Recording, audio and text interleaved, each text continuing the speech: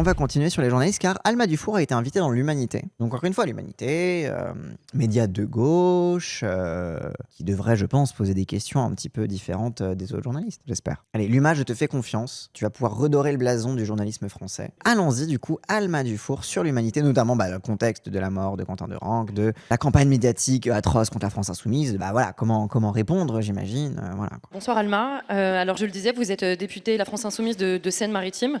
La semaine dernière, Quentin Derengue, militant nationaliste, a été tué à Lyon dans des affrontements avec des antifascistes. Depuis, La France Insoumise et toute la gauche, par la même occasion, fait l'objet d'un véritable procès médiatique et politique.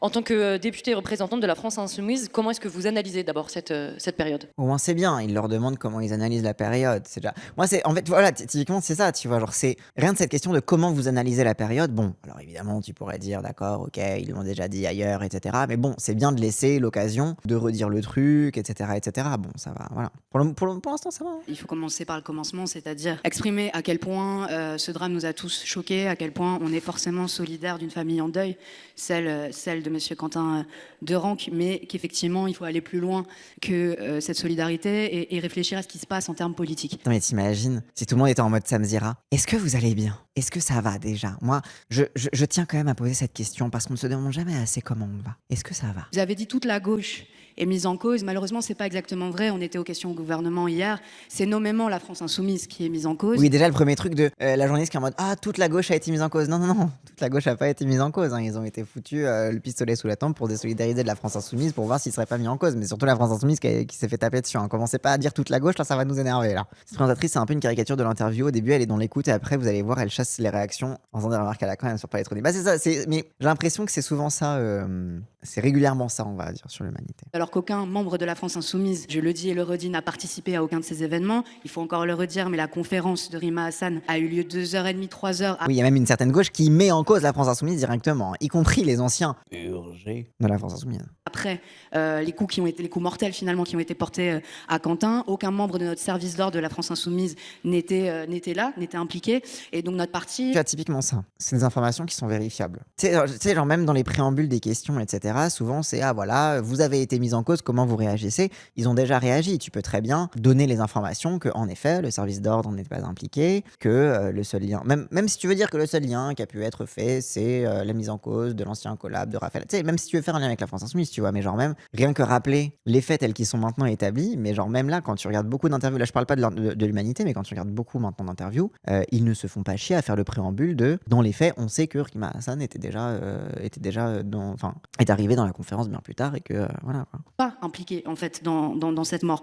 Mais néanmoins, cela n'a pas empêché le ministre de la Justice, M. Darmanin, et le ministre de l'Intérieur, M. Nunez, de parler de notre responsabilité soi-disant idéologique et de l'ultra-droite, représentée notamment par M. Vioquier, le parti aussi d'Éric Ciotti, de demander littéralement la dissolution de La France Insoumise en hémicycle. Donc c'est de ça qu'on parle. Donc non, le parti LFI est nommément visé parce que ça fait partie d'une stratégie plus large, et justement là j'y viens, d'isoler La France Insoumise du reste de la gauche à qui on donnerait des brevets de républicanisme, alors qu'on l'a vu en fait, souvenez-vous, juste après les élections de 2024, la victoire du NFP, au début la position de la droite c'était tout sauf LFI, puis ensuite c'était tout sauf les Verts, puis ensuite tout sauf LFI, les Verts et les communistes, puis ensuite tout sauf LFI. Oui, c'est le truc, donc rappelle que toute la gauche n'est pas mise en cause, là c'est que La France Insoumise, mais on sait très bien que c'est les prochains, quoi.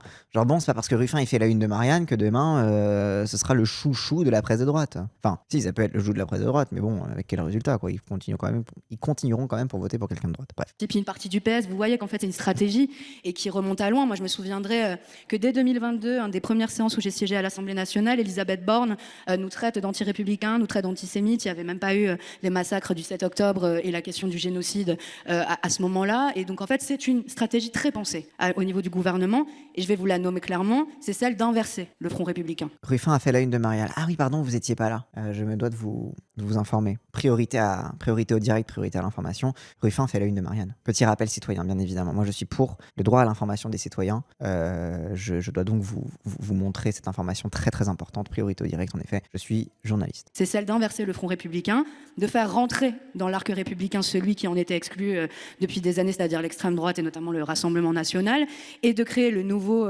parti non républicain qui serait la France insoumise, afin de permettre en fait aux libéraux et aux néo-libéraux et à ceux qui servent les intérêts du grand patronat patronat de se maintenir au pouvoir, puisque le camp macroniste ne peut plus prétendre, là, de ce qu'on voit des sondages, potentiellement à gagner une nouvelle fois. Il décide, en fait, en lien avec Bernard Arnault, en lien avec M. Bolloré, de créer un autre diable, en fait, pour permettre au moins au RN de gagner par ce biais de nouveau. Donc ça, voilà, on est dans le truc classique de diaboliser la France insoumise pour dédiaboliser en retour plus facilement le RN, etc., etc. Oui. Front républicain, c'est ça qui est en train de se passer. Alors justement, on va en parler de cette diabolisation-là et de ses conséquences, notamment voilà, en temps d'élection municipale, de campagne municipale. Mais juste avant, vous parliez de la séance de questions au gouvernement. Juste avant, il y a eu une minute de silence.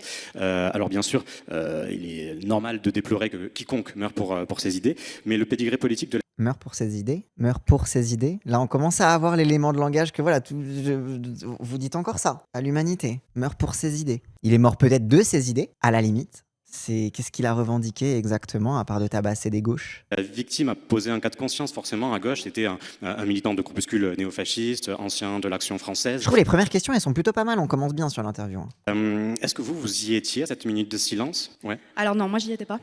Très concrètement, parce que c'est décidé évidemment dans l'urgence. Moi j'étais très occupée, je vais vous le dire aussi très franchement, parce que je déplore aussi que dans ce pays, il y ait des morts dont on ne parle pas, dont on ne parle jamais. Alors évidemment, celle des crimes racistes causés par l'extrême droite, dont j'ai eu l'occasion de parler sur BFM, et que je redirai, Hicham Miraoui qui n'a pas eu le droit à une minute de silence, Jamel Benjebala dont les éditorialistes ne connaissent même pas le prénom, qui n'a jamais eu le droit à une minute de silence, Aboubacar Cissé, il a fallu... Oui, c'est cool qu'elle dise que j'étais pas favorable, quoi. On la redemande et qu'on la redemande parce que Yael Braun-Pivet avait refusé une première fois cette minute de silence, et tous les morts, puisqu'il y en a eu plus de 14 je crois ces 4-5 dernières années, morts causés par l'extrême droite. Non, moi je m'occupais... Mort d'accident du travail non plus. Elle va en parler justement après, c'est hyper intéressant. Là, en fait, d'un dossier qui est terrible, c'est le dossier des travailleurs d'ArcelorMittal à Fos-sur-Mer, qui me tombent comme des mouches, je vais le dire clairement, à cause de l'amiante présent sur le site, et ça dure depuis 40 ans, et les pouvoirs publics et le président n'en ont rien à faire, continuent à mettre des tapes dans... Ça, c'est un scandale, ça, parce que quand on parle de violence, il y a différents types de violence. Quentin, il est mort de ce qu'on appelle la violence directe,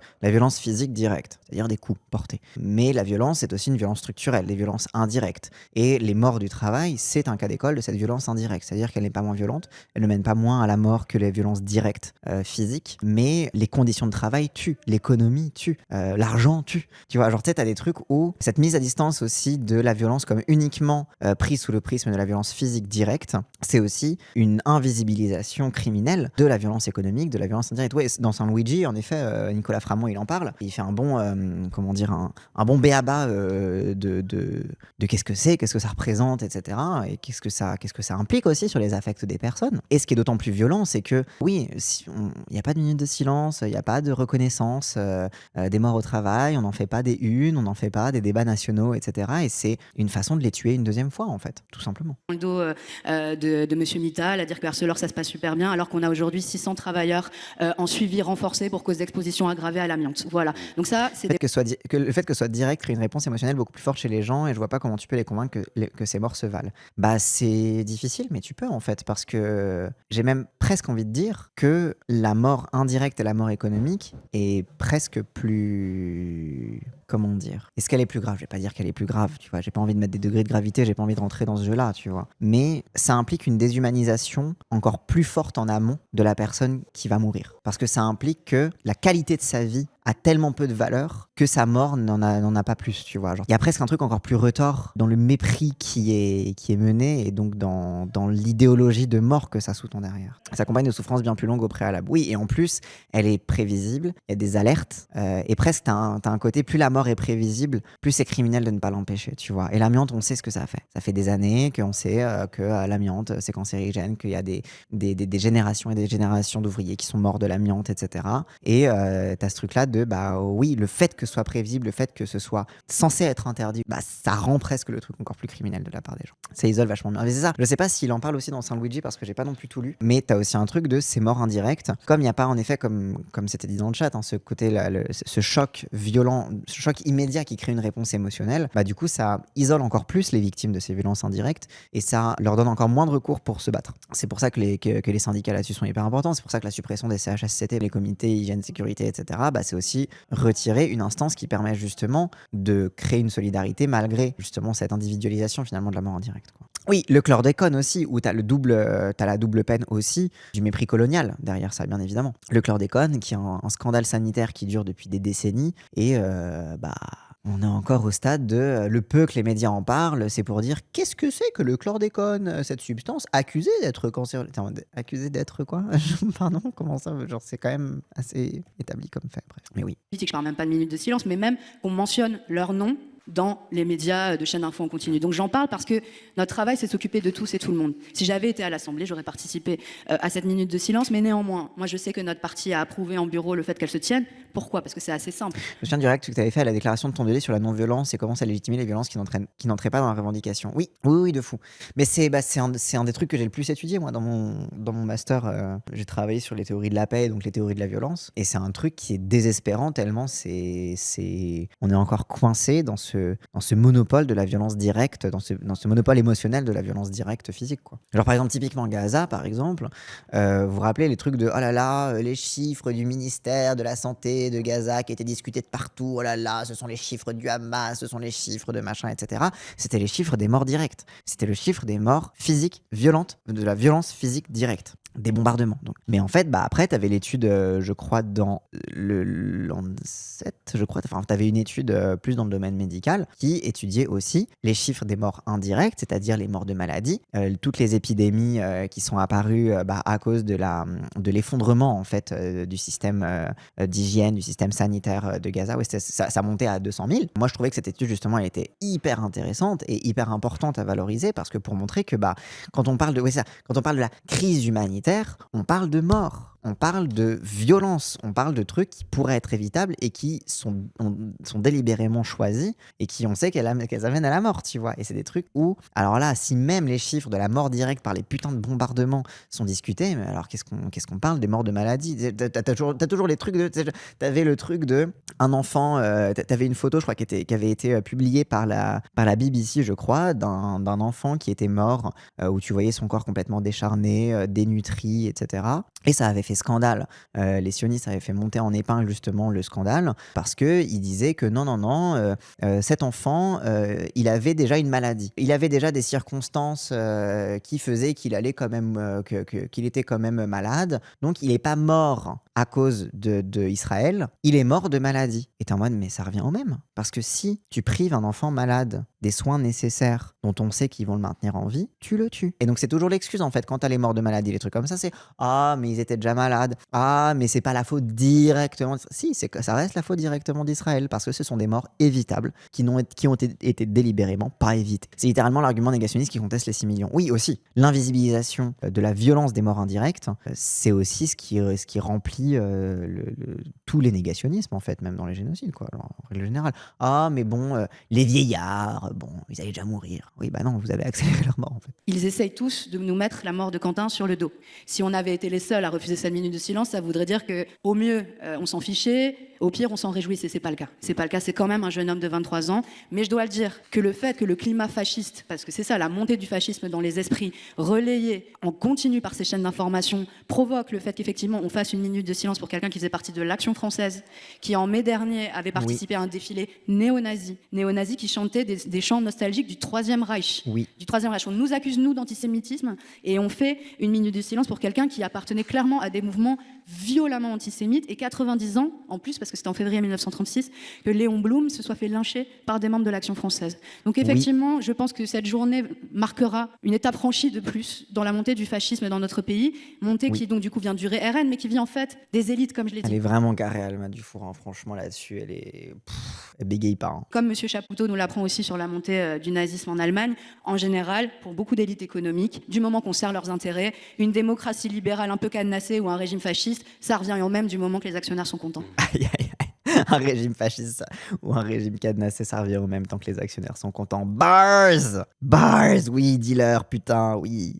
En plus, moi, j'aime beaucoup, je l'avais déjà dit quand j'avais réacté à une autre de ses interviews, mais j'aime beaucoup elle a son ton à elle, qui a un ton un peu plus flegmatique, comme elle s'en bat les couilles de dire les termes. Et genre, t'as vraiment un truc de, c'est effortlessly chic, tu vois. Genre, c'est vraiment, je trouve que, bon, je vais utiliser un peu un cliché misogyne, mais c'est vraiment le cliché de la française qui s'en bat les couilles, quoi. Elle dit son truc avec sa clope en mode, c'est des fascistes, quoi. Genre, bref. En avril dernier, Yael Braun-Pivet s'était opposé justement à une minute de silence en l'honneur d'Aboubacar Cissé, rappelons-le, victime d'un crime raciste à la mosquée de la Grand Combe. Vous avez parlé, je crois sur BFM, c'était hier ou avant-hier, je ne sais plus, mais sur d'un deux poids deux mesures. Comment est-ce que vous l'expliquez, ce deux poids deux mesures qui est quand même marquant en fait, surtout quand on est à gauche? Honnêtement, de la part de la présidente de l'Assemblée, c'est quelqu'un qui est extrêmement politicien. Oui, elle s'était opposée, c'était opposé. Mais tout comme elle s'était opposée à l'ouverture d'une commission d'enquête sur les crimes de Epstein en France. Genre, elle utilise son poste d'Assemblée. J'en avais parlé à l'époque, tu vois, mais elle utilise son statut de manière beaucoup plus politicienne que les autres présidents nationaux. Évidemment, les présidents de l'Assemblée nationale ont toujours utilisé leur statut de façon politicienne, etc. Mais Yael Braun-Pivet a franchi un cap dans la décomplexion avec laquelle elle le fait, quoi. Il soutient inconditionnel à Israël, etc. Enfin bref, Braun-Pivet, c'est une ennemie de classe, quoi, globalement. Et je redirais aussi ce président qui donne des leçons de morale à tout le monde, mais qui dit qu'il y a trop de Mamadou dans les urgences, qu'il a aussi traité de bande de tapis, je sais pas qui. Enfin bon, voilà, on connaît la manière assez violente et méprisante aussi les gilets jaunes, etc. Mais elle est en lien direct avec lui, et au lieu de faire son rôle de présidente de l'Assemblée nationale, c'est-à-dire de représenter l'institution, elle l'utilise et le dévoie très régulièrement à des fins politiques. Quoi, elle le fait à ce point-là, je ne suis pas dans sa tête, mais néanmoins, c'est extrêmement violent parce qu'on doit se battre pour des choses qui paraissent absolument fondamentales, d'un humanisme fondamental. Et je pense qu'elle sert, encore une fois, cette stratégie qui est vraiment rodée dans la tête du président de la République. Parce que souvenez-vous, en 2024, et on l'a appris après, évidemment, il y a beaucoup de candidats du camp macroniste qui ont joué le jeu du Front républicain quand il y a eu des triangulaires, mais on a appris il n'y a pas si longtemps que ça, grâce à une enquête de Wally Bordas, un journaliste que je salue. Le lendemain de vouloir défendre Yael Braun-Pivet, mais c'est aussi qu'il y a contrairement pendant les décennies précédentes, le gouvernement n'avait pas le contrôle de l'Assemblée. Il y a également une impuissance politique qui encourage de tordre les outils. Oui, exactement, Chante. Et c'est vrai que plus les macronistes perdent du poids politique à l'Assemblée nationale, plus ils utilisent les outils autoritaires de la Ve République pour compenser leur perte de pouvoir. En effet, très vrai. À l'époque, Emmanuel Macron avait fait pression sur des candidats pour qu'ils ne se retirent pas. Ce que je veux dire aujourd'hui, c'est que cette stratégie de faire péter le Front républicain, c'est une stratégie du président de la République. Et je pense sincèrement, avec tout le respect que je lui dois pas en fait, excusez-moi, mais que Yael Braun-Pivet est un petit soldat de cette stratégie-là. Avec tout respect que je lui dois pas, voilà, pardon, excusez-moi, je lui dois aucun respect. Ah là là là là, oui, Alma, oui, les termes, oui. Pour revenir à l'affaire Quentin Derenc, parmi les interpellés, on note plusieurs personnes qui viennent de la Jeune Garde, collectif antifasciste fondé par Raphaël Arnaud, qui est député à la France Insoumise du Vaucluse. Et ce mardi, Jean-Luc Mélenchon a réaffirmé que la Jeune Garde était une organisation associée au mouvement insoumis. Oui. Est-ce que selon vous, ce lien doit juste... Réaffirmer, oui, c'est le cas, quoi. Genre, on répète un fait qui n'a pas changé depuis. Justement, être réaffirmé, même après ces événements? Alors, déjà, il faut savoir que si cette association a lieu, c'est parce que c'est la première fois qu'on voit quelque chose de ce type-là. Et donc là, on rentre dans les questions de « Vous voulez pas quand même vous désolidariser Ça vous dirait pas peut-être éventuellement ?» Jeune Garde est impliquée, c'est-à-dire, on va dire les mots, j'emploie pas le mot de lynchage parce que c'est une connotation historique très particulière, mais en tout cas un tabassage en règle de quelqu'un qui est au sol et qui entraîne sa mort, c'est quelque chose que personne ne peut accepter. Et la France Insoumise non plus, je vais être clair là-dessus. Ma solidarité avec l'antifascisme que j'ai toujours soutenu, même sous sa forme défensive, j'ai été militante, j'ai été activiste, mais ça c'est pas possible. Par contre, effectivement, là, ce qu'on essaye de comprendre, voilà, c'est qui a porté quel coup. Et aujourd'hui, vous comprenez qu'il y a une enquête qui est en cours, il y a eu des interpellations hier. Moi, j'ai été très surprise parce que vraiment, si nous sommes associés à la Jeune Garde et si je respecte infiniment Raphaël Arnaud, c'est que c'est un mouvement qui à la base a des méthodes très claires, une ligne très claire politique, mais aussi des méthodes d'action. Et ça, j'aime bien sa façon d'expliquer en fait, on connaît les méthodes de la Jeune Garde. Ce sont des méthodes qui sont très claires sur justement la limite, qui peuvent porter aussi dans l'autodéfense à quand est-ce que l'autodéfense se transforme en offense. Quand tu passes de la défensive à l'offensive, parfois dans un contexte de rue, le passage de la défensive à l'offensive peut être très difficile à cerner, par exemple. Et j'aime bien sa posture d'être en mode, il y a eu un dysfonctionnement des méthodes, donc c'est important aussi de pouvoir savoir qu'est-ce qui a dysfonctionné pour éviter ça à l'avenir, pour en tirer les conclusions, et c'est la façon de ne pas jeter l'antifascisme sous le bus aussi, tu vois, d'être en mode, en fait, il y a un truc qui est allé trop loin, il faut pouvoir en tirer les conclusions et améliorer les méthodes. Mais c'est pas un prétexte pour dire il faut arrêter l'autodéfense antifasciste parce que ça, non, en fait, ça, on reste attaché là. Oui, c'est ça, tenir la ligne, quoi. Très clair. Et donc là, il y a un basculement, mais il faut qu'on sache ce qui se passe. Et on peut pas prendre de décision avant qu'on sache, en fait, ce que donne l'enquête. Et c'est normal. On doit attendre de savoir qui a participé à quoi, qu'est-ce qui s'est passé, et en fonction, nous prendrons les décisions qui doivent être prises. Mais je peux pas me prononcer avant qu'on ait le fin mot de l'histoire. Mais ce que Jean-Luc Mélenchon a fait pour le coup, lui. Mais il attend l'enquête comme tout le monde. C'est quoi ton avis sur le fait que les Antifa disent beaucoup que LFI a jeté sous le bus ceux qui se sont fait arrêter? Je me méfie avec cette vision médiatique des choses parce que, par exemple, typiquement, le fait d'avoir licencié le collab de Raphaël Arnaud, ça ne signifie pas qu'il ne puisse pas y avoir de soutien d'un autre type derrière. Je dis ça parce que je ne sais pas ce que fait la France Insoumise. Je ne sais pas si ils ont aidé, par exemple, les mises en cause à trouver un avocat, par exemple. Je ne sais pas si ils ont offert un soutien personnel, émotionnel, que soit, pas forcément la France Insoumise comme mouvement, mais les camarades qui militent autour, par exemple. Et je sais qu'en effet, le vieux leur a étendu une défense. Alors, mais ça, c'est des mots, tu vois, c'est quelque chose d'une défense morale. Et du coup, je me méfierais de me contenter de l'image médiatique qu'on peut en avoir et d'oublier que le soutien, particulièrement quand tu es face à des poursuites judiciaires, des trucs comme ça ne se résume pas à qu'est-ce qu'on va dire sur un plateau télé. Aussi, ça va dans un interpersonnel auquel, par définition, en fait, on n'a pas accès, qu'on n'a pas vocation à avoir accès à ça. Donc, c'est pour ça que j'ai pas envie de préjuger d'avance. Et c'est pas du tout pour minimiser l'état de la famille de Quentin, évidemment. Mais quoi qu'il en soit, c'est quelque chose de très délicat, de très dur, et donc on est tous dans l'expectative d'en savoir plus aujourd'hui. Et je peux vous dire évidemment qu'on a très peu d'infos de la part des ministres concernés dont j'ai parlé, puisqu'eux, ils préemptent les sujets pour en faire des armes politiques, et nous, on navigue dans un flou total sur les responsabilités des uns et des autres. Et concernant Raphaël Arnaud, qui est évidemment pas impliqué dans cette affaire-là. Il était à l'Assemblée ce jour-là, voilà. donc c'est quand même difficile de dire qu'il est... Voilà. Maud Bréjon vous a demandé de l'exclure du groupe Insoumis. Vous avez refusé. Quand je dis vous, c'est le groupe Insoumis. Est-ce que vous n'avez pas peur que ça vous colle au basket quelque part, qu'on vous reparle sans cesse, en permanence de Raphaël Arnaud, alors que vous avez un travail parlementaire à défendre par ailleurs? Bien sûr. Ça, t'as vraiment un truc de la peur. Déjà la peur n'évite pas le danger. Genre, c'est pas parce qu'on a peur que ça ne va pas arriver. Et que de toute façon, quoi qu'il arrive, la France Insoumise, ils vont se faire taper dessus. Si c'est pas pour ça, ce sera pour autre chose. Et t'as un peu un truc de oui, vous avez pas peur, peut-être, mais bon, qu'est-ce que tu veux qu'on en fasse, quoi. Que ce soit ça ou autre chose, de toute manière, vous comprenez bien. Et c'est pour ça, encore une fois, sans minimiser les faits qui sont d'une particulière gravité. De toute manière, moi, ça fait 4 ans. Enfin, je suis élue depuis 2022. C'est mon premier mandat d'ailleurs. Je votais la France Insoumise, mais j'étais pas militante. Comme beaucoup de gens, des fois, je trouvais qu'ils avaient quand même beaucoup d'affaires, toujours beaucoup de com, bad com, etc. J'écoutais France Inter à l'époque, et je me disais quand même comment ils font pour être toujours un peu pointés du doigt. Ils doivent faire quelque chose aussi de mal. Mais en fait, le truc de moi aussi, quand je votais à LFI, je pensais que quand même, il n'y a pas de fumée sans feu, ils doivent faire des trucs pas très bien, etc. Et après, je suis devenue députée et j'ai compris.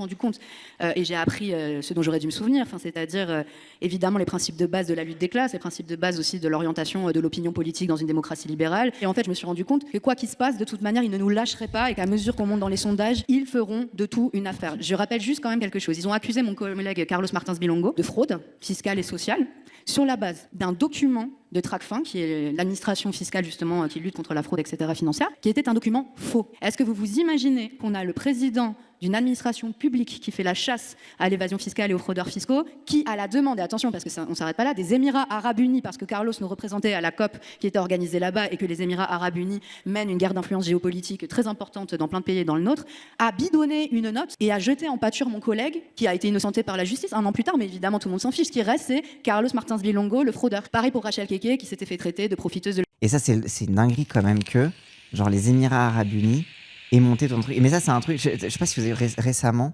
les Émirats Arabes Unis, ils ont annoncé qu'ils allaient restreindre les visas étudiants des étudiants du coup émiratis en Europe par peur de l'influence des frères musulmans sur les campus européens. Donc ça a été repris évidemment par les macronistes pour dire oui, vous voyez, même les Arabes là-bas, ils disent que les frères musulmans c'est dangereux, sauf que les frères musulmans c'est ceux qui sont contre la monarchie dans les pays du Golfe en fait. Donc c'est aussi une restriction de la liberté d'étudier pour une partie de la population, sauf qu'en fait ça n'a pas été traité comme ça parce qu'il y a une alliance de fait entre les monarchies du Golfe et la France dans l'utilisation justement des frères musulmans comme bouc émissaire politique, quoi. Ce que je veux dire, c'est qu'en fait, on va subir polémique sur polémique, et je reviens évidemment juste un dernier point, sur Gaza, pardon. On a été les premiers, mais dès le début du siège humanitaire, on a dit que ça allait se finir en plus grand drame humanitaire du 21e siècle.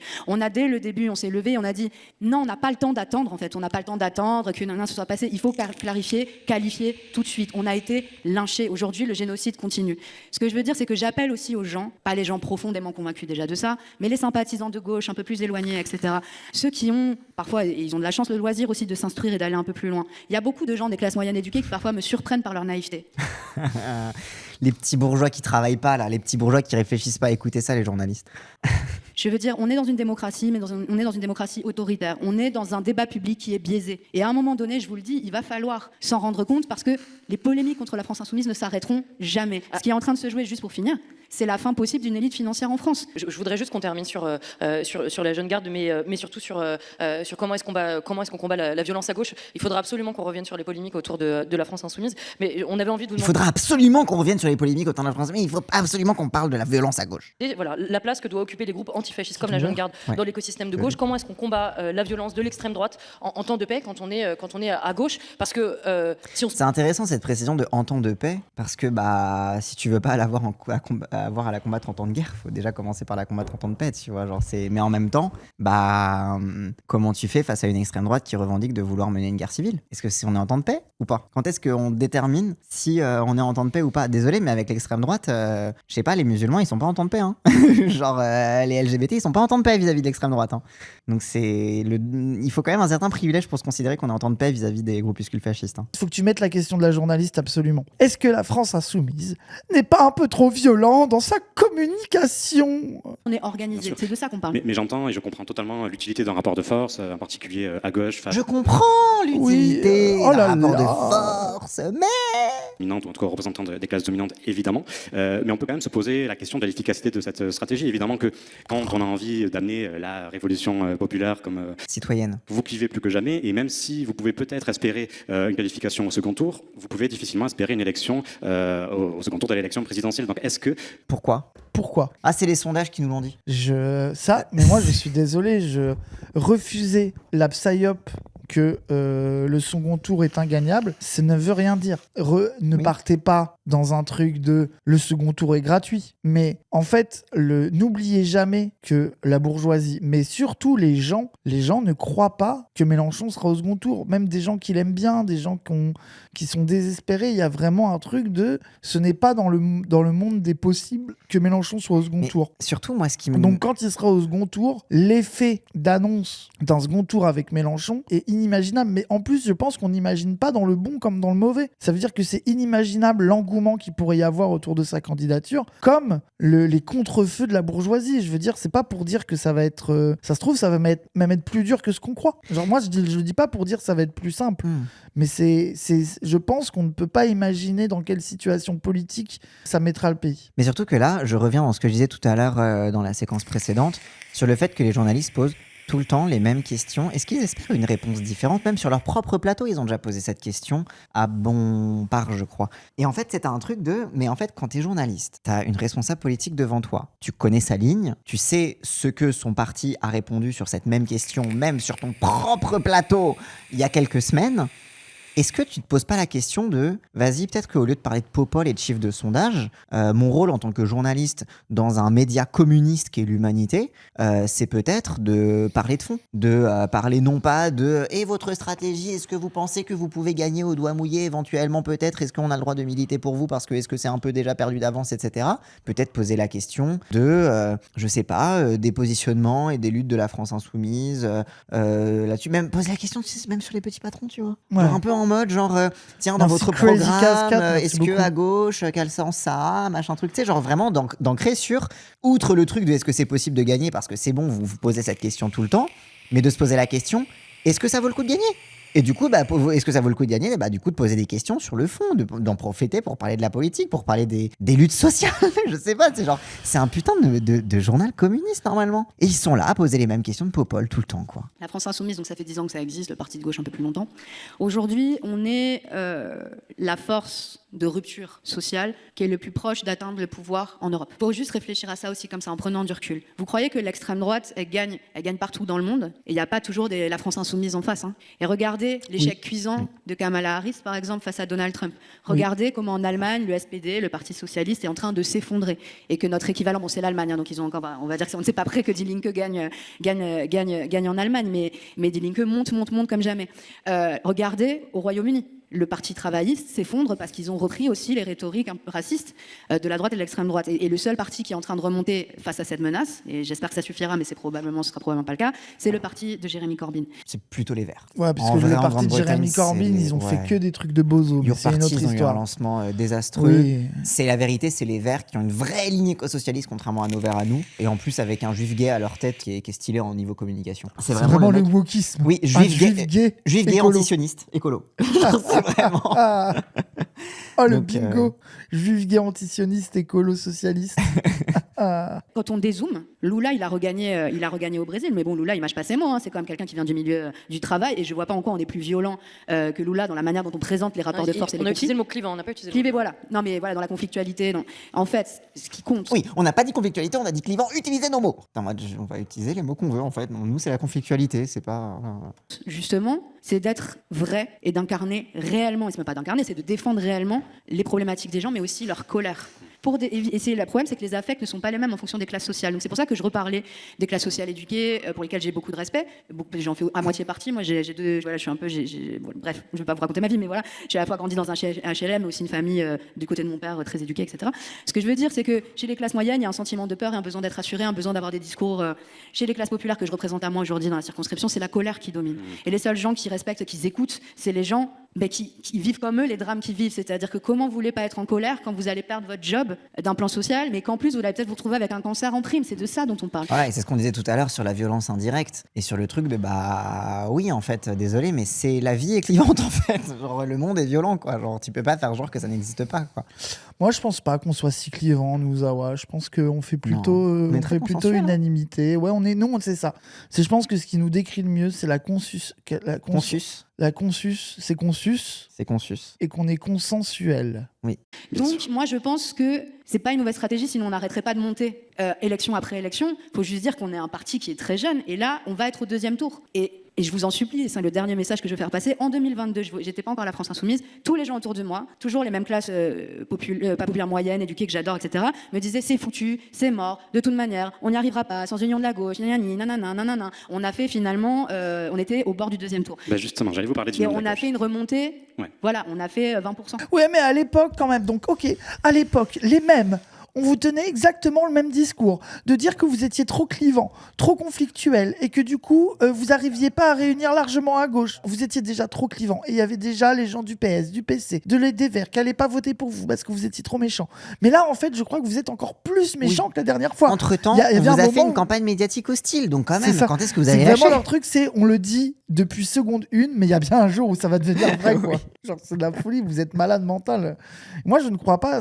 Moi, je pense que c'est leur rêve mouillé. Hein. Je ne crois pas à la théorie de le point de non-retour de la fille. Là, ça y est, la propagande a été Oui. tellement violente. Je dirais, elle est violente, elle l'a toujours été, quoi. Après, peut-être je suis d'élu, hein, mais. Et ne recommencez pas le cycle éternel de la désespération parce que ça, que vous le vouliez ou non, je dis pas que vous le faites exprès, mais en fait c'est une musique que répandent Alors, les élites justement pour que les gens se Justement, démobilisent. si je vous parle de conflictualité, et en plus vous abordez la question de l'union de la gauche, vous faites ma transition, c'est aussi parce que cette conflictualité, parfois, elle déborde aussi du côté de vos partenaires de gauche. On vous a entendu là avec votre petite pique à l'égard des écologistes, mais on entend aussi souvent Jean-Luc... Ah bah, c'était pas trop méchant Non, ça quand va, même. c'était- Je les aime. Non mais les écologistes, je les C'était aime bien en correct. plus de ça. Mais on a entendu quelquefois Jean-Luc... Les écologistes, Non, mais je les aime bien. je les ça aime va, bien. voilà. Ça va. Ça va, ils sont Je- gentils. Je les tolère. Je les tolère, ça va, c'est pas les pires. J'accepte d'être dans la même pièce qu'eux, quoi. C'est pas comme le PS, quoi, voilà. J'adore. Luc Mélenchon parlait des écologistes, des communistes et des socialistes en disant qu'ils étaient ridicules de servilité en allant, par exemple, aux convocations de Sébastien Lecornu pour parler... Mais tu vois, La preuve, à nous on s'est pas rendu l'UMA- aux convocations, il nous a dit c'est pour ça qu'ils sont d'extrême gauche. à l'UMA, il y a journaliste, cheveux en pétard, aucun Journaliste petit bourgeois. contour, qui est là en mode, quand même, dire du parti. C'est quoi la phrase? C'est Dire du Parti Socialiste qu'ils sont d'une servilité. genre, c'est ça la violence. Le fait d'être trop clivant, c'est d'oser dire du PS qui sont serviles. Mais c'est de la folie pure. Genre vraiment, là, ils disent la France Insoumise, vous devriez arrêter de mal parler du PS. Bah oui, sûrement, oui. Oui, je pense que c'est vraiment l'urgence politique, là. Du budget, on a entendu aussi parler d'alliés toxiques. Est-ce que cette conflictualité... Elle est justement- heureuse, regarde, elle a rigolé. Non, elle- Ah, elle était bien celle-là, elle s'est vraiment dit. Pas mal, elle était toxique, pas mal ouais, c'est celle-là. pas mal, ouais.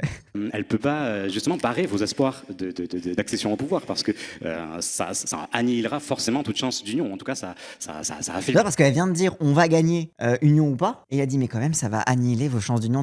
On s'en bat les couilles. Avec le PS. Avec le PS. Ah, en fait, désolé, mais moi, je suis très sincère. Il y a un second tour. Mélenchon-Le Pen. Les gens du PS qui ne voteront pas Mélenchon-Le Pen parce que Alma Dufour a dit vous êtes servile, ils ne voteront jamais France Insoumise. Si, face à Le Pen, ils ne veulent pas voter France Insoumise, on pourra faire ce qu'on veut, être un peu poli, un peu gentil, avec les mêmes idées. En fait, non. C'est que simplement qu'ils veulent que la France Insoumise donne l'heure au Parti Socialiste pour qu'on soit minoritaire. C'est juste que pour eux, l'ordre des choses, c'est un Parti Socialiste fort qui donne des sièges au Parti communiste et eux qui sont journalistes à l'UMA et qui sont serviles avec le pouvoir, avec l'intelligentsia de la gauche respectable. C'est tout. C'est juste des journalistes... toujours les mêmes, avec les mêmes idées, avec le même cercle social, le même sociologue, toujours la même... Ils sont obsédés par ça, quoi. C'est leur mode de pensée. Ils n'arrivent pas à sortir de cette case-là. Surtout que les électeurs du PS, si ils se considèrent de gauche, ça veut dire qu'ils acceptent quotidiennement de se faire humilier par le PS. Donc bon, je pense pas qu'une micro-humiliation de la France Insoumise, c'est ça qui va les faire partir en couille. Hein. Sinon, c'est vraiment qu'en fait, ils sont pas vraiment de gauche. Moi, je suis pour l'union sans le PS, on va être là. Je suis pour l'union sans le PS. Voilà. Non, mais moi, je pense que ça, en vrai, avec les unionistes, pour redéfendre l'éventualité d'une union législative, de dire... en vrai, je pense que même, objectivement... les Verts sont des immenses lâches. Oui. Le PCF, il y a trop de problèmes. Oui. Mais vas-y, on reste un parti. Moi, je suis pas la France Insoumise. On peut encore discuter, quoi. Je suis un simple soutien, simple électeur. Mais qu'est-ce que je voulais dire il reste dans le champ de la possibilité de discuter. Mais le PS, c'est mort. Faut arrêter. Quoi. Le PS, faut lâcher ça. Quoi. Genre. Elle lâche encore mieux après. Oh, vas-y. Quelque temps, vous l'étiez sans les communistes. Et puis après, c'était. En 2024, Jean-Luc Mélenchon avait fait une offre fédérative aux écologistes qui ne concernait pas les socialistes et les communistes. Maintenant, il fait une offre fédérative aux communistes seuls en excluant les. En 2024, ça change régulièrement. Attends, il veut parler des européennes. Mais les européennes, la fille était en mode ELV, on vous donne la tête de liste carrément. Oui. Mais c'est aussi parce qu'en face, le PS, il partait avec Glucksmann et Glucksmann ne voulait pas, et que de l'autre côté, c'était Léon Desfontaines, et Léon Desfontaines, il est anti-FI. Donc t'es en mode, on y va avec ceux qui veulent bien y aller avec nous. Oui. Mais par contre, le PS, même s'ils veulent y aller, on n'y va pas. Et surtout, a été proposé un deal de l'année, quoi. Oui. Et surtout, les Verts, ces immenses bozos of all time, ont envoyé chier la fille alors qu'ils pouvaient avoir la tête de liste pour se chier dessus et se ridiculiser et faire un recul historique. C'est trop drôle. Hein.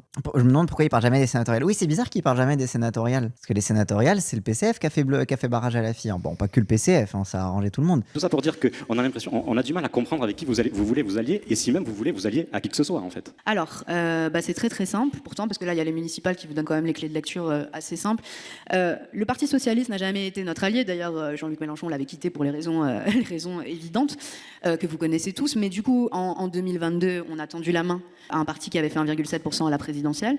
Tout ça pour que... On a fait la charité. Tout ça pour qu'ils nous bouffent la main dans laquelle ils se sont nourris, là. Connerie. On va pas refaire la NUPES. Je vais vous le dire très franchement, en fait, très progressivement, on a vu à chaque fois qu'il y avait une polémique, on était le premier parti de gauche à abattre, tout comme les Verts l'étaient, souvenez-vous, après qu'ils aient gagné des grandes villes au municipal, il n'y avait pas une semaine sans qu'il y ait une polémique sur les Verts. C'était le conseil municipal de Poitiers, c'était les rats à Strasbourg, c'était fou. Ils sortaient le sapin de Noël, le Tour de France, vous vous souvenez, on s'en souvient même plus. Mais ce que je veux dire, c'est que les Verts, en plus, sont censés avoir connu cette période où la force de gauche qui arrive en tête d'une élection, elle va se faire laminer tous les jours dans les médias, il faut de la solidarité. Bon, on a très vite vu que les premiers qui ont lâché ce principe de solidarité, c'était le Parti Socialiste. Tout de suite, ils ont embrayé. Excusez-moi, mais si on a... En vrai, c'est le PCF. Le PCF qui rappelle, Fabien Roussel, août, pendant ses universités d'été, août 2022. Donc juste après, quoi. Genre, tu sais, ça faisait même pas... ils avaient même pas siégé pendant 2 semaines pour nommer les présidents des commissions, etc. Que Roussel disait déjà qu'il fallait tourner la page de la NUPES. Tourner la page de la NUPES. 2022, août 2022. Le Parti communiste français, le niveau de délabrement du truc, des scores ridicules, des militants qui essayent de faire croire que c'est le parti le plus à gauche, avec leur chef dans une stratégie réac de sucer les flics et la bourgeoisie. C'est impressionnant, le délabrement de cet appareil. Je ne comprends pas comment c'est possible. Bref. L'UMA, Fabien Roussel, a bien joué sa partition aussi pour aller à la télé pour nous taper dessus. Quoi qu'il en soit, déjà, c'était un peu amer. Parce que honnêtement, moi, je suis rentrée avec la NUPES. Je vous dis, moi, j'étais même pas encartée à la France Insoumise. Je votais la France Insoumise parce qu'on a un beau programme qui me paraît être le plus cohérent et une force de le mettre en œuvre parce qu'il faut aussi avoir le courage de le faire. Mais honnêtement, moi, l'union de la gauche, ça me parlait beaucoup. Enfin, j'ai été élue grâce à ça, j'ai été réélue grâce à ça en 2024. Mais à un moment donné, le PS, je vais vous le dire, même avant le budget Bayrou, même avant qu'il refuse de censurer, moi, je défendais une loi qui était le blocage des prix de l'électricité et de l'énergie. C'était la deuxième proposition du NFP, en numéro 2. Ils ont voté contre. Ça, c'est vraiment la dinguerie. C'est en mode, on a fait un programme commun, Et voilà. j'ai défendu la loi, et ils étaient en mode, bon non, on va pas le faire en fait. Genre, Voilà pourquoi. Et ça, c'est pas clivant. Ça, pour des journalistes de l'humanité, ce n'est pas journal un red communiste. flag. Ce n'est pas un red flag que le Parti socialiste, qui s'est engagé sur un programme, vote contre instantanément. Sur le blocage des prix de l'électricité, tu sais, on parle pas de n'importe quoi, on parle quand même d'un truc qui fait que les gens n'aient pas leur facture qui explose et que c'est pas... et que même les petits patrons, tu sais, genre il y avait des grands reportages sur les pauvres boulangers qui pouvaient pas payer parce qu'en fait c'était trop compliqué les prix de l'électricité et que leurs machines, etc. Et non, on s'en bat les couilles, quoi. C'est pas une dinguerie, honnêtement. C'est-à-dire qu'à un moment donné, l'union, un totem, c'est bien, mais en fait, s'il n'y a pas de loyauté minimale et qu'en fait, il n'y a pas de fidélité minimale à un programme cohérent, on ne pourra pas aller plus loin. Donc c'est pour ça qu'aujourd'hui, nous, on a tracé une ligne claire et on a proposé aux écologistes et aux communistes de s'allier ensemble. Aux écologistes, on leur a fait une proposition, franchement, pas mal. Déjà, on respecte évidemment tous vos sortants, mais en plus, on se répartit les grandes villes 50-50, enfin vraiment quelque chose, une vraie proposition faite à des vrais gens qu'on respecte. Ils nous ont dit non, ils se sont alliés avec le PS partout par opportunisme, jusqu'à ce que le PS se présente contre leurs propres sortants, quand même, c'est quand même délirant, et c'est pour ça aussi qu'il y a plein d'écologistes qui nous rejoignent aujourd'hui. Mais ce que je veux dire, et c'est pour ça que j'en appelle à la responsabilité, entre guillemets, des sympathisants. Et aussi ça, là, les écologistes, t'as vu, dans le 12e arrondissement de Paris, ils ont dégagé la candidate parce qu'elle avait des bails au cul, etc.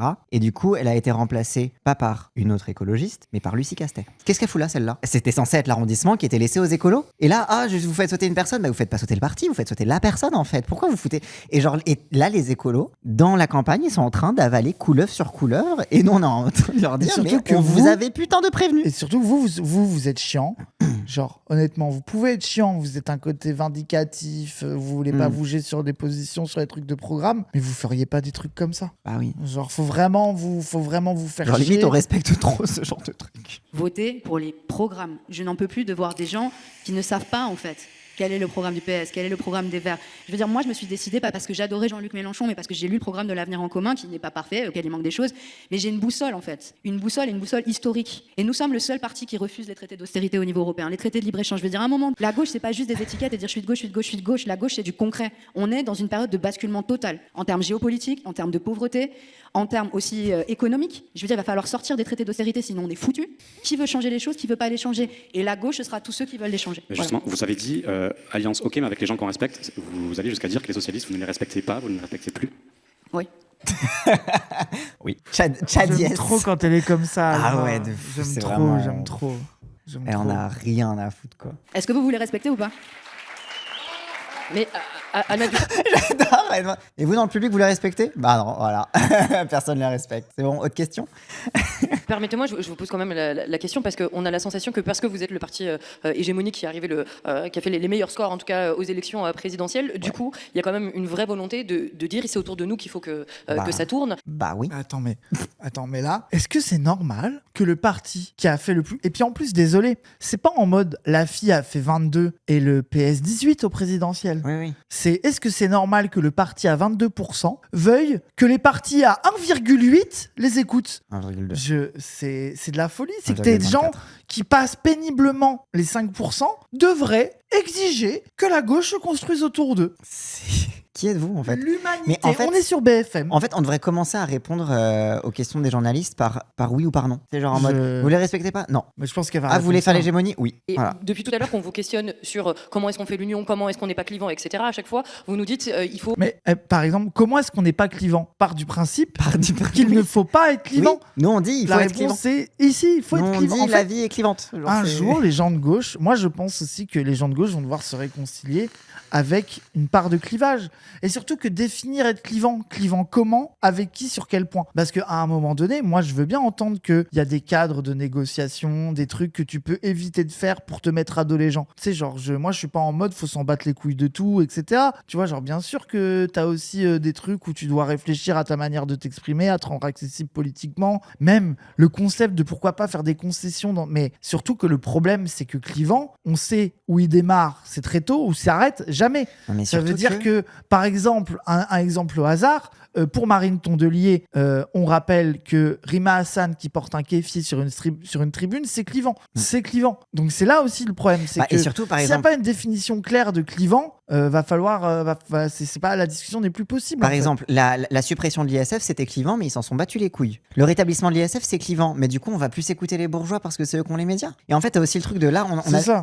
on a découvert, la commission des finances a découvert qu'une majorité des millionnaires payaient pas d'impôts dans ce pays. C'est un peu clivant. Mais c'est clivant pour qui et pourquoi? Et en fait, c'est ça, c'est de qui on respecte le dissensus. En fait, on respecte le dissensus que des riches et on respecte pas le dissensus des prolos. Bah voilà, en fait, désolé, le monde est clivant et en fait, faut choisir son camp, c'est tout. Rester solide sur et uniquement tenir notre ligne. Et en même temps, on l'entend bien sur la question du fond du sujet. Et en même temps, quand tout à l'heure il y avait Divine Kinkela qui était là, quand il y avait Philippe Rio, quand il y avait Mathieu Pigasse, Fabien Gay, tous ont parlé du besoin d'unité pour réussir à gagner et du besoin. Mais bien sûr qu'ils ont besoin d'unité parce que c'est des nobody.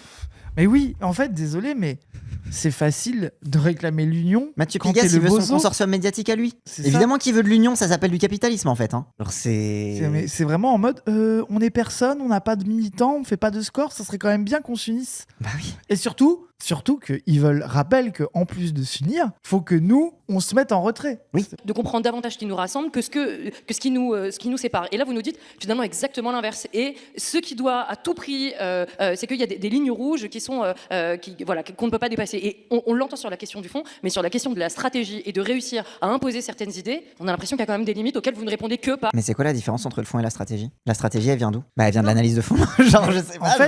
En fait, là où c'est complètement con, c'est que les questions qui ont été clivantes, qu'on crée des vraies ruptures, c'est toujours des questions de stratégie. Regarde la réforme des retraites. Oui. On peut en discuter. Tu vois, le truc de est-ce que l'offensive de l'entièreté de la gauche contre la décision de la FI de faire de l'obstruction parlementaire, par exemple, mais c'était une question stratégique, une question de fond. Tu vois, et ça, à la limite, tu vois, limite cet exemple, tu vois, on pourrait imaginer que la FI aurait pu un peu se mettre en retrait.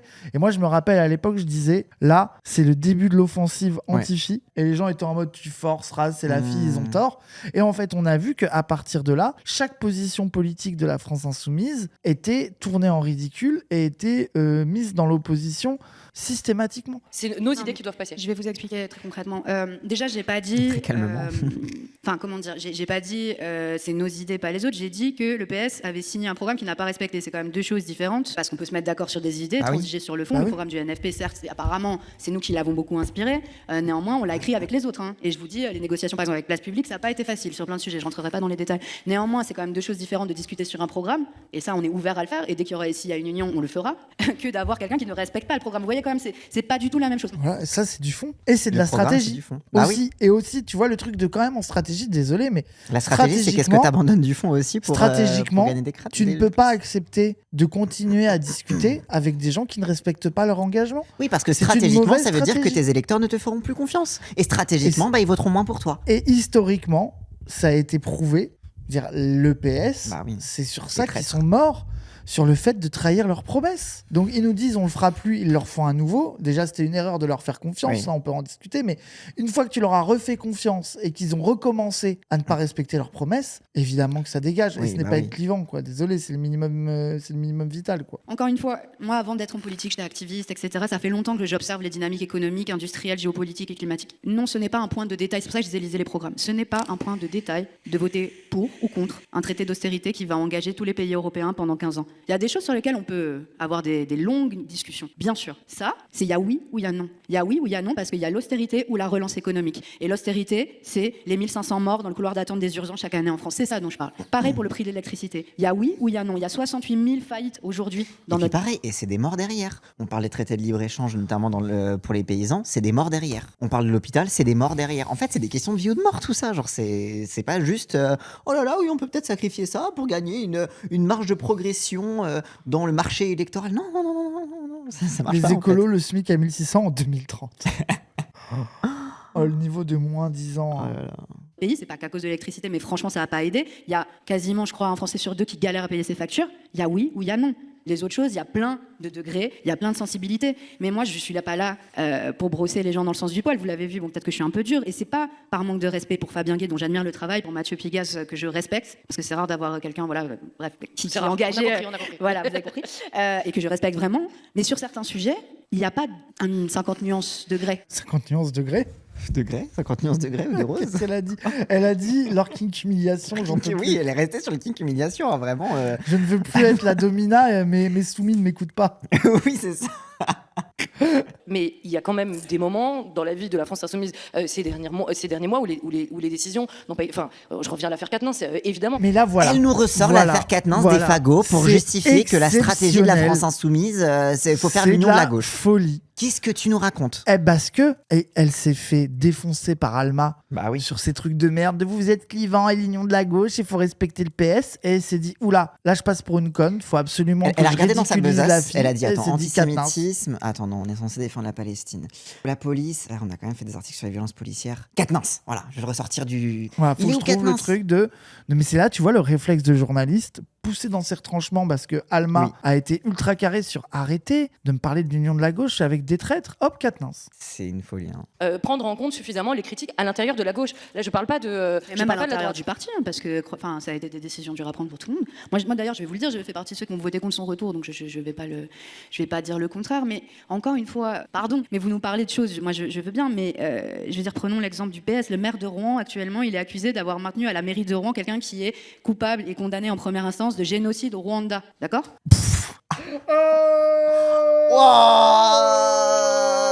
Oui, bon, votre Quatennens là, bon, le mec a fait un génocide au Rwanda là. Mais voilà, désolé. Et Alma, moi je pense que Alma, faut qu'elle soit de. Les gens qui sont en mode guetter. Ah oui, vous dormez trop sur Alma Vous Dufour, dormez hein. trop sur Alma Dufour. Moi je pense que c'est elle la suite. Hein. Elle est trop forte. Hein. Elle est trop Ah forte. ouais. Donc si vous voulez qu'on déballe absolument toutes les histoires, toutes les sales histoires de tous les partis, et je vais faire l'honneur de Ah, pas la le faire. journaliste, elle a le seum là, elle prend ses petites notes en mode. Je sais pas Mais surtout comment que, répondre à ça. désolé, enfin, moi je veux bien que des gens aient pas aimé la gestion de l'affaire Quatennens, il n'y a pas de problème, on peut en rediscuter, etc. Mais ça se voit que ça a ressorti ça par panique parce qu'elle Mais n'a bien pas sûr. réussi à l'avoir sur l'alliance avec le PS, quoi. Bien sûr. Genre, c'est grave. Évidemment que la France insoumise n'est pas parfaite. Est-ce que j'ai dit ça ? J'ai jamais dit ça. Mais néanmoins, on a un programme qui est vraiment cohérent et nous, on a le courage de l'assumer et de jamais baisser les yeux. C'est juste ça que je veux dire. Mais vous parlez de programmes cohérents, vous parlez de priorités aussi pour la vie des Français, pour la vie quotidienne des Français, et vous avez raison de le signaler. Mais on est à quelques semaines d'une élection capitale, justement pour le quotidien des Français, c'est les élections municipales, et on voit dans... Oui, parce que les sénatoriales, c'était pas du tout capital pour la vie des Français, bien évidemment. C'est pour ça que personne n'en parle jamais et que personne ne dit que c'est le PCF qui a empêché l'union de la gauche alors même que c'était encore la NUPES. Bref. Bien des villes, la gauche partir divisée. Moi, je suis perpignanais, il y a 3 listes de gauche. J'étais à Arles il y a quelques jours, il y en a 2.